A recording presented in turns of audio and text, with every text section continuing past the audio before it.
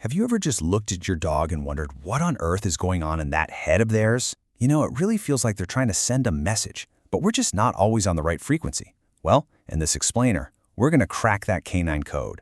We're translating all the barks, the wags, and those weird little habits into a language you can finally understand. So what is your dog really saying with every single glance and gesture? And no, you're not imagining it. They really are talking to you all the time. Today, we're going to become fluent. We'll decode some of the most common signals you've probably been misreading for years. Okay, first up, let's talk about the stare. You know the one, that intense, unblinking gaze that feels like it has to be about a walk or a treat, but its true meaning is actually way more profound. And then there's the follow. We're absolutely going to tackle the surprising science behind why your dog trails you all the way to the bathroom. And trust me, it's not what you think it is. And yep, we're even going to unpack the yawn. It's so often a really sophisticated social signal, kind of like a little peace flag they wave in stressful situations, and not just a sign that they're sleepy. You ready? Let's dive in. You know, to truly understand your dog, we have to look back, like way back. So many of their strangest behaviors aren't just random quirks, they're ancient genetic echoes from their wolf ancestors, hardwired for a world that, well, just doesn't exist anymore. Okay, think about that pre-sleep ritual. When your dog spins in circles before lying down, even on a super plush carpet, they're actually following an ancient protocol. In the wild, this did two critical things. First, it trampled down grass or snow to make a comfy bed. But more importantly, it drove out any snakes or scorpions that might be hiding underneath. It's literally a safety sweep that's just hardwired into their DNA. And this ancient wiring, it just pops up everywhere. Hiding a really good treat in the couch cushions? That's a prepper instinct. See, in the wild, successful hunts were rare, so they had to save up for a rainy day. Viciously shaking a squeaky toy? That motion is designed to quickly disable prey. Rolling in something absolutely disgusting? Yep, that's tactical camouflage to hide their scent. Even eating dirt can be an instinct to find minerals that might be missing from their diet. These aren't bad manners, they're survival rituals. Now let's talk about the so-called Velcro dog. You know, the one that shadows your every single move? The common assumption is always separation anxiety. But researchers have discovered something that turns that whole idea completely on its head. What's so amazing here is how it just completely reframes the behavior. We see it as neediness, right? But the reality? It is the exact opposite. Your dog follows you because your presence makes them feel more capable, not less. So this all comes down to something called the secure base effect. Think of a little kid at a playground who feels brave enough to go explore as long as they know a parent is nearby. You are not a crutch for your dog. You are a reference point that makes the entire world feel navigable and safe. Your presence actually makes them bolder. There's also a really practical reason for sticking so close. It's called referential looking. When dogs run into something new, a weird object on the sidewalk or a stranger at the door, their first instinct is to look back at you. They are literally reading your face for information. If you look happy, they'll approach. If you look nervous, they'll back away.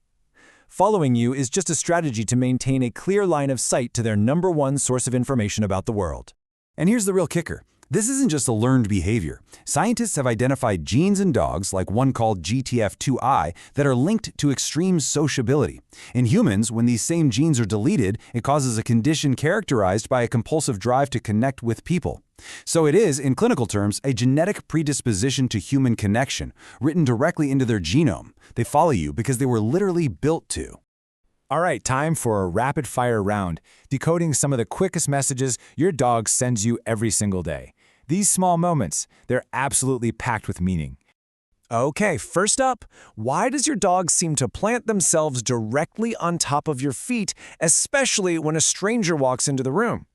Well, it's actually sending a two-part message. First, your feet carry the strongest concentration of your personal scent, which dogs find incredibly comforting. But when they add that little bit of pressure, they're also making a really clear statement to everybody else. This is my person, and I'm sticking close. It's a subtle but powerful way of claiming you.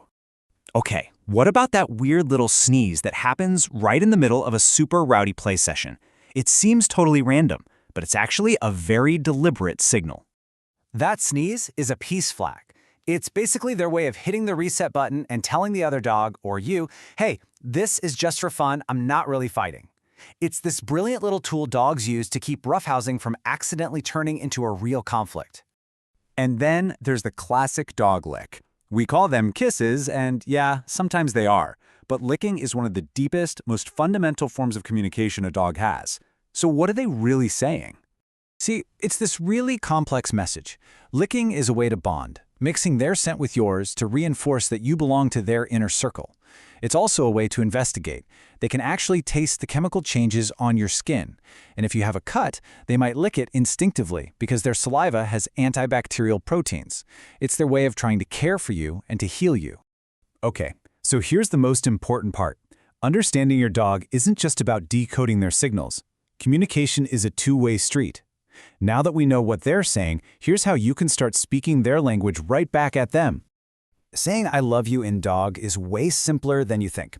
Start with soft eye contact. That mutual gaze releases a flood of oxytocin, the love hormone, in both of your brains.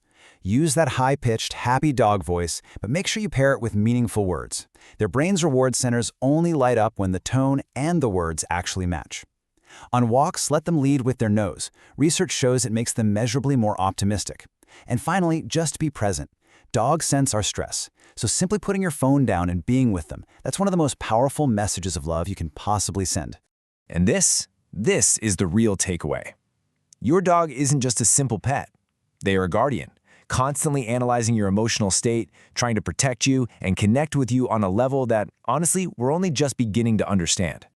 So the next time your dog stares or follows or yawns, you're going to see it differently. You're no longer just guessing, you're having a conversation. The only question is, now that you're finally listening, what new secrets are they going to tell you?